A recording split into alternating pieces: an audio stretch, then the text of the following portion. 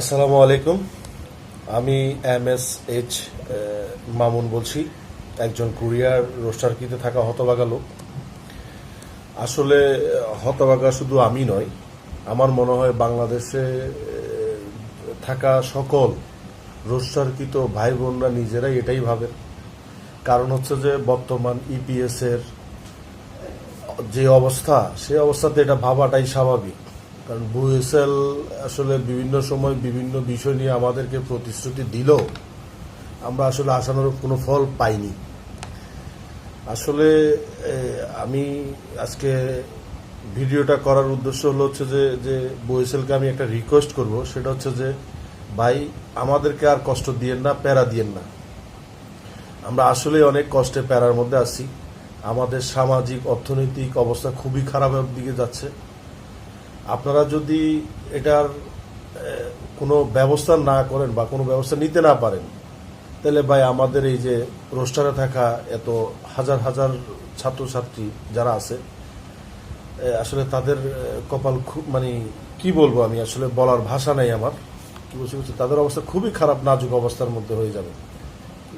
আপনারা আমাদেরকে বারবার প্রতিশ্রুতি দিচ্ছেন যে আমরা কুরিয়াতে প্রতিনিধি পাঠাবো, প্রতিনিধির কাজ, কিন্তু আসলে আমরা কোনো প্রতিনিধির কোনো বিষয় নিয়ে আমরা আসলে দেখতেছি না। আপনারা বারবার আমাদেরকে প্রতিশ্রুতি দিচ্ছেন, কিন্তু এই ধরনের কোনো কাজ আমরা দেখতেছি না। কোনো প্রতিনিধি নাই, কোনো আমরা আপডেট দেখতেছি না। আমরা কয়দিন পরে আন্দোলন করলে আপনারা সেটা নিয়ে বসেন, কথা বলার পরে কোনো কাজই দেখতেছি না। আমি প্রবাস কল্যাণ মন্ত্রণালয়ের মাননীয় উপদেষ্টা আসিফ নজরুল স্যারকে বলবো, শুধু মানে এভাবে বসে থাকলে হবে না স্যার। এই যে 21,000-এর মতো রোস্টারকৃত ভাই বোনেরা এখনো অপেক্ষায় আছে, তাদের কথা একটু চিন্তা করুন। তারা কতটুকু শ্রম, সময়, মেধা খাটানোর পরে এই অবস্থায় আসছে, তাদের কত একটা বিষয়গুলো আপনি আমাদের মাথায় রাখেন। আপনারা আসলে, আমার মনে হয় না যে আপনারা একটু চেষ্টা করলে হয়ে যাবে। আপনারা আসলে কি দোষ দেন যে ওখানে কুরিয়াতে যারা আমাদের থাকা যারা আছে ভাইয়েরা কি করে, মালিক আপনার পরিবর্তন করে, রিলিজ নিয়ে নেয়। এগুলো হচ্ছে যে লেম এক্সকিউজ। এই লেম এক্সকিউজগুলো দিয়ে আপনারা মনে করেন না নিজের দায়টা ঠেকাতে পারবেন না। কারণ হচ্ছে যে আপনারা ওখানে কোনো ভালো প্রতিনিধি পাঠাইতে পারেন নাই, আপনারা ভালোভাবে কাজ করার কোনো অবস্থা নেই। আমার কথা হচ্ছে যে আপনারা যদি না পারেন, যোগ্য লোক নেন, যোগ্য লোক নিয়ে কাজ করান। যোগ্য লোক নিয়ে আপনারা কিভাবে কাজ করবেন না করবেন আপনারা ওটা চিন্তা করেন। আপনারা ওখানে গিয়ে রিলিজ নিচ্ছে। আপনারা কি ওখানে কোনো, আমি তো ওখানে আসলে যাই নাই, আমি যাই না, তবে আমি যতটুকু আমার স্বল্প জ্ঞানে আমি বুঝি, ওখানে থাকা আমার যে ভাইয়েরা আছে, ওরা যে রিলিজ নিচ্ছে, মালিক অনেক সব কি দোষ ওদের? ভাই, সব দোষ কি ওদের? মালিকের অনেক সময় থাকতে পারে না যে মালিক অতিরিক্ত চাপাই দিচ্ছে, এই দিচ্ছে, ওই দিচ্ছে। ওই সমস্ত খোঁজ খবরগুলো কি আপনারা নিচ্ছেন? আপনাদের প্রতিনিধিরা নিচ্ছে? লোক পাঠাইতেছেন, মানে শুধু আপনাদের কি, আপনারা বলেন যে আমাদের কাজ হচ্ছে যে ফাইল প্রসেস করা, এই সেই, আমাদের কাজ বাংলাদেশে যতটুকু ওখানে ওটা হচ্ছে মালিক, ওখানে কোরিয়ান ইয়াতে জানে। এটা বললে ভাই আপনার এটা কোনো মানে না, আপনার এটা এক্সকিউজটা না, ঠিক না। আপনারা এটা নিয়ে কাজ করেন, কাজ করে আপনারা যাতে করে মানে আমরা যারা রোস্টারকৃত অপেক্ষাকৃত আছি সবাই যাতে যেতে পারি সেই ব্যবস্থা নেন। আর সার্কুলার কিছুদিন আগে দেখলাম যে মানে কিছু আসলে কোচিং সেন্টারের শিক্ষকদেরকে আমি বলবো, কোচিং সেন্টারের শিক্ষকরাও আছে যারা আসলে এই সার্কুলার নিয়ে খুবই আপনার মানে আগ্রহী, কিন্তু আমি তাদেরকে বলবো, স্যার সার্কুলার দিবে, আমার বাংলাদেশ থেকে সার্কুলার থাকবে, সেটাও ঠিক আছে, সেটা আমি অস্বীকার করি না, কিন্তু বর্তমান পরিস্থিতি নিয়ে আপনাদেরকে কথা বলতে হবে। বর্তমান পরিস্থিতিটা এমন, এই অবস্থায় যদি সার্কুলার আসে বা দেয়, তাহলে কি সেটা ঠিক হবে?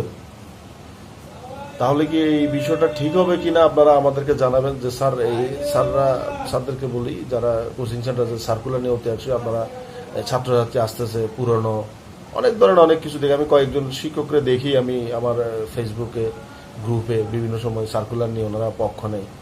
ঠিক আছে, সার্কুলার হবে সেটা বিষয় না, কিন্তু আপনারা একটু নিজের বিবেককে চিন্তা করুন যে আসলে যে সার্কুলারটা হইলে যে আমাদের 21-22 হাজার ছেলে মেয়ে যে যারা আমরা এখনো রোস্টারকৃত অবস্থায় আছি, তাদের কথাটা চিনি। আমরাও তো আপনাদের ছাত্র, আমরাও তো আপনাদের ছাত্র, আমরা আপনাদের সন্তান তুল্য।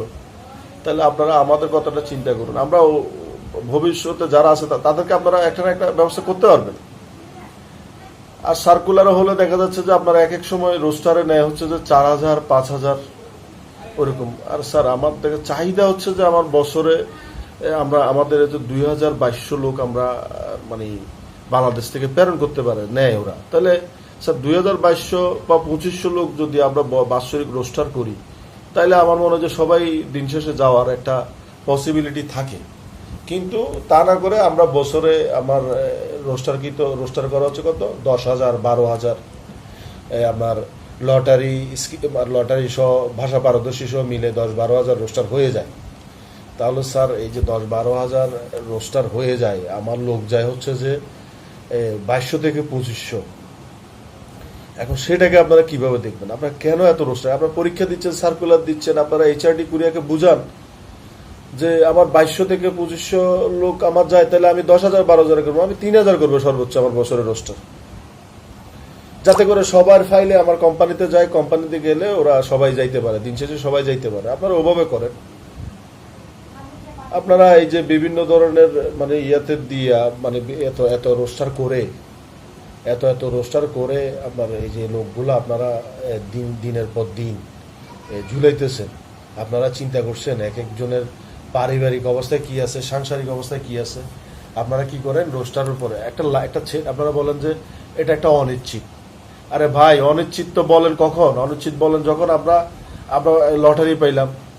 লটারি পাওয়ার পরে আমরা যখন পরীক্ষার জন্য প্রিপারেশন নিলাম, নেওয়ার পর আমরা যখন কাগজপত্র বললাম, তখন আপনারা মাইকে অ্যানাউন্সমেন্ট করেন এটা একটা অনিশ্চিত দিক। কিন্তু আমি যখন সকল কিছু ছেড়ে একটা জায়গায় আমি যখন চলে যাই, আমি সকল কিছু ছেড়ে যখন আপনার ওই এই লাইনটাতে ঢুকে পড়ি, তখন আমার অন্য পিছনের কথা চিন্তা করা যায় না। আমি অন্য যে চাকরি করছি, ব্যবসা করছি, সেগুলো ছেড়ে দিয়ে আমার ওই লাইনে আসতে হচ্ছে। আসার পরে আমি ওখানে 6 মাস, 1 বছর, 2 বছর, কেউ 4-5 বছর এই লাইনে থেকে রোস্টার হয়ে পাস করে, পরীক্ষায় পাস করে তারপরে গিয়ে সে আপনার এই লাইনে আসে। এখন এই লাইনে আসার পর আপনারা যদি এখন একটা ছেলে এত বছর থাকার পরে আপনারা অনিশ্চিত বলতেছেন, সেটা আপনারা সবাই জানেন ভালো করে। এই বিষয়টা আপনারা সবাই জানেন। তখন যে অনিশ্চিত বলে ওই ছেলেটা বা ওই মেয়েটা, তখন কি আপনার পিছনে ব্যাক করার কোনো অপশন আছে? সে ব্যবসা চাকরি ছেড়ে যখন এই লাইনটাতে পায়, লটারি পায়, ভাষা পারদর্শী পরীক্ষা দেয়, তখন যে এই সব কিছু ছেড়ে দিয়ে এই লাইনটাতে আসে, তখন কি ভাই তার অন্য কোথাও ব্যাক করার অপশন আছে? তখন সে কিভাবে ব্যাক করবে? আপনারা মানে মানে যে বলেন যে এটা অনিশ্চিত, তখন এসে যে বলেন অনিশ্চিত বলে লাভ নাই ভাই। আপনারা এটা নিয়ে কাজ করেন। আমার অনুরোধ, বিশেষভাবে অনুরোধ, আমাদের যারা আমরা রোস্টারকৃত ভাই বোনেরা আছি, আমাদের পারিবারিক সামাজিক অবস্থা খুবই করুণ অবস্থা, ঠিক আছে? কারণ করুণ অবস্থা না থাকলে আমরা তো আপনারা এখানে আসতাম না। তো আমরা তো অন্য জায়গায় যাইতাম, আমরা এটার আশায় বসে থাকতাম না। কি বুঝতে পারছেন? আমরা সবাই আশাবাদী এখনো, আপনারা ভালো কিছু করবেন, আপনাদের প্রতি আশাবাদী আমরা।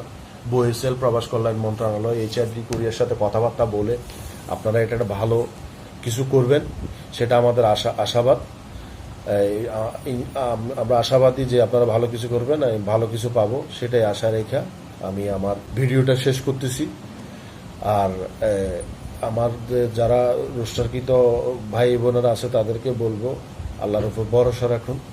দেখেন আল্লাহ কি রাখছে। যদিও জানি ভাই, এটা হচ্ছে যে আমরা আসলে বলার মতো শুধু মানে আমাদের এছাড়া আর বলার কিছু নাই। আসলে আমাদের অবস্থাটা এমন হয়ে গেছে, রোস্টারকৃত ভাই বোনদের সবার অবস্থা, এছাড়া আসলে বলার সেকেন্ড কোনো অপশন নাই। আল্লাহর উপরে ভরসা রাখুন।